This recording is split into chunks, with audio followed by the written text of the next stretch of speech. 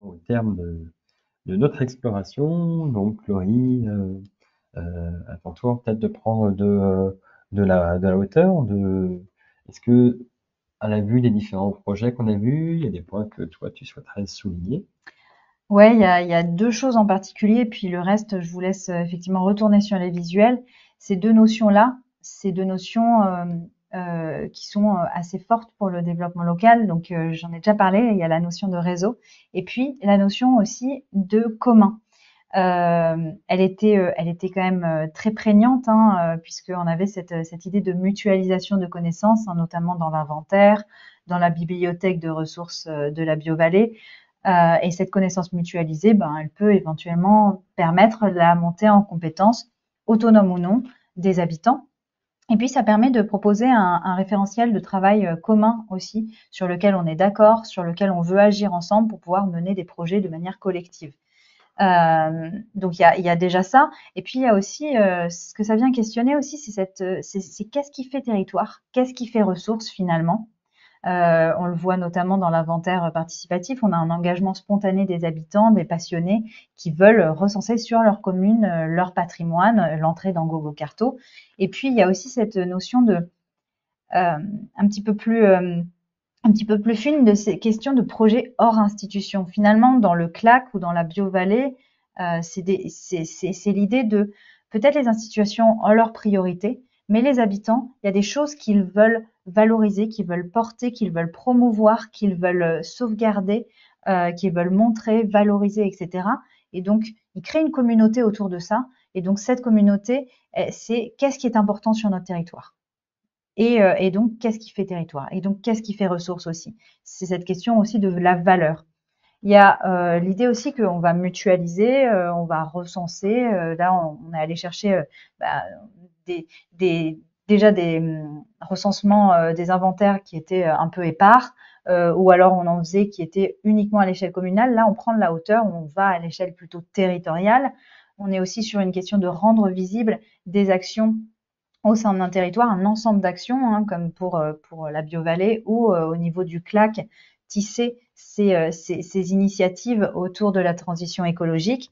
Et donc ça permet en fait de prendre de la hauteur, en fait, de dresser un portrait qui est plus exhaustif du territoire sur une échelle qui est plus vaste et donc de renforcer éventuellement des relations de proximité, de créer une unité plus large et de venir créer, renforcer, appuyer un réseau d'acteurs et d'actions.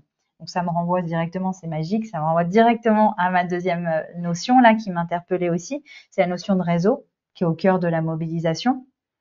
Parce que l'enjeu de la mobilisation, je le rappelle, c'est ces questions d'adhésion, d'engagement, d'implication dans les projets, dans les démarches, dans les outils, d'appropriation aussi, avec l'idée de pérenniser finalement, de pérenniser, voire même d'essaimer, si c'est comme dans le cas de Alice Bourges dont elle parlait, jusqu'au Québec même, mais en tout cas à d'autres territoires.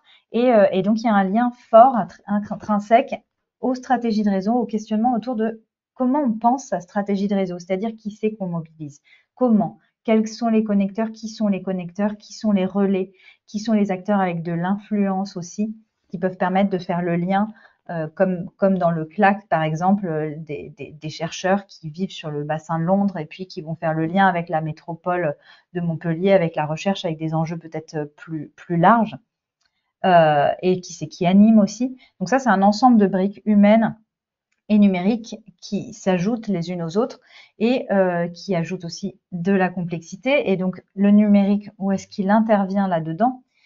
Bah, la question des réseaux, elle est quand même inhérente au numérique, hein. On est sur la fibre, les datas, la toile, Internet, etc., le réseau Internet. Et donc tout ça, c'est dans cette toile, dans ce réseau-là, se déploie un ensemble d'interactions, de connaissances, de savoirs, de relations, etc. Et par ce réseau-là, on peut démultiplier la communication, hein, comme tu disais, hein, ça permet d'élargir aussi, de favoriser le changement d'échelle, d'éventuellement gagner du temps, et puis soit de renforcer, soit de créer de nouveaux liens de proximité et de donner de la visibilité aux actions dans et hors du territoire, mais aussi au collectif. Ça leur permet de monter en puissance, de se démarquer un peu, d'être vus, visibles et peut-être éventuellement de créer du lien ou créer du lien avec les institutions. Et puis, il y a aussi cette notion de projet de territoire qui avait été apportée par Martin Vanier lors de sessions autour de leaders. Plutôt qu'un projet de territoire, avoir un projet de réseau avec des réseaux des réseaux d'accès, dont numérique, hein, on le voit, la cartographie GoGoCarto, la plateforme numérique, le wiki du CLAC, etc. Tous ces outils-là qui rendent possible en fait l'organisation, la coordination des acteurs au sein de réseaux d'action et de réseaux d'acteurs qui, eux, vont produire de la valeur ajoutée, des réseaux productifs pour le territoire, des bénéfices en fait pour le territoire. Donc là, je vous invite à aller regarder le dernier schéma. Et tout ça, en fait, ces réseaux, c'est commun.